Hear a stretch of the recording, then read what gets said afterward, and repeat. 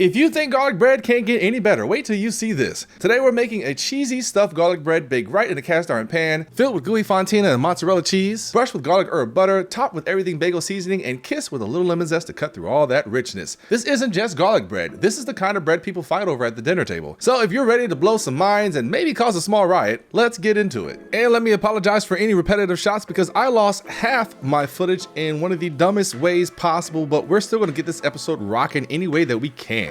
First up, let's talk about the dough. We're gonna be making a brioche-style dough, which means it's gonna be rich, buttery, and super fluffy. Like a dinner roll and garlic bread had a beautiful baby. In a large bowl, we're gonna combine 3.5 cups of bread flour, 2 tablespoons of sugar, 1 packet of instant yeast, and that's about 2¼ teaspoons or so, and 1 teaspoon of salt. Now for the wet ingredients, we're gonna warm up 3/4 cup of whole milk until it's about 110 degrees. Warm but not hot, or you'll kill the yeast. And then we're gonna add that milk to the dry ingredients along with 1/4 cup of softened butter, 1 whole egg, and 1 egg yolk, because that yolk is gonna give us that beautiful richness. Start mixing it all together, and you can do this by hand if you're feeling strong, but a stand mixer makes life so much easier. Knead it for about 8 to 10 minutes until you've got a smooth, elastic dough. Once it's nice and smooth, drizzle a little olive oil in a bowl, toss in the dough ball to coat it, cover it with a towel, and let it rise in a warm place until it doubles in size, and that'll take about an hour to an hour and a half. And while that's happening, we're gonna make some magic with butter and cheese. All right, let's make the garlic herb butter that's gonna take this bread over the top. In a small saucepan, I've just melted 1/2 cup of unsalted butter over some low heat. And once that butter's melted, I tossed in 4 cloves of minced garlic, 1 teaspoon of Italian seasoning,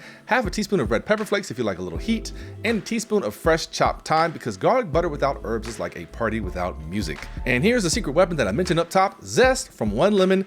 That is going to cut through the richness and make people say, whoa, what is that flavor? So get that all mixed up, and once everything's fragrant and the garlic soft in about 1 to 2 minutes, we're gonna turn off the heat, stir in a tablespoon of Parmesan cheese, a pinch of salt, some cracked black pepper, and if you're feeling fancy, a splash of white truffle oil.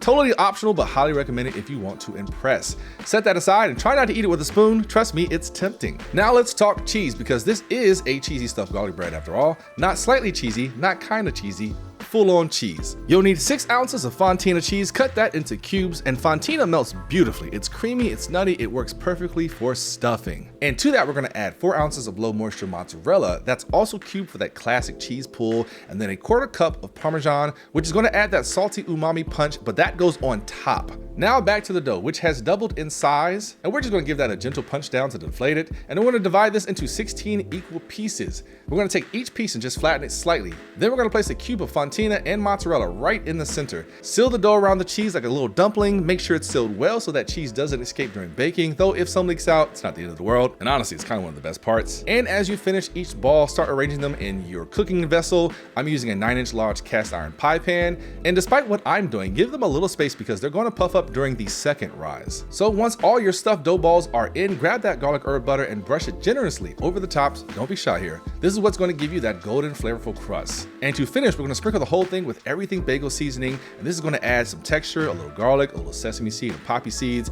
and even more flavor. And let's not forget that Parmesan cheese. We're going to sprinkle that on top too. Once all of that is assembled, you're going to cover your skillet loosely with a towel and let it rise again for about 30 to 40 minutes until puffy.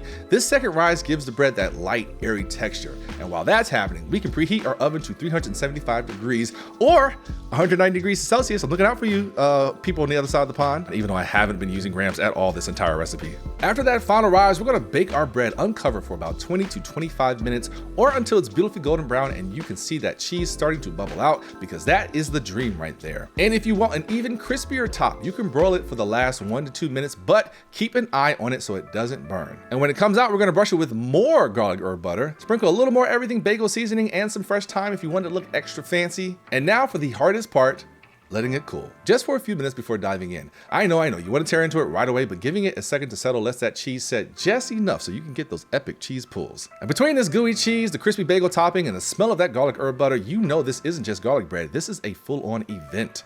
Serve this as a side, an appetizer, or honestly make this dinner and don't apologize for it. I dipped mine in some marinara and I was in bread heaven. I also had a Josh Sauvignon Blanc on the side for our poor choice. Hey everybody, this is Poor Choices Kitchen. If you want to support the channel and keep recipes like this coming, we've got a Patreon link in the description, just $1 a month, or more if you're feeling generous, totally up to you. Every little bit helps keep these videos rolling in. And we've also got YouTube memberships for $2.99 a month if that's your style, and that does the same thing, keeps these recipes rolling in, especially during these here inflated times. Plus, all the tools and products I use today, like this cast iron pan, are linked down below with Amazon affiliate links. If you click through and buy anything, I get a small commission, which, you guessed it, helps the channel out a ton. So if you love this recipe, hit that like button, subscribe if you haven't already, and let me know in the comments what you'd stuff in your version of this bread. Thanks for hanging out with me, and I'll catch you in the next one. Peace.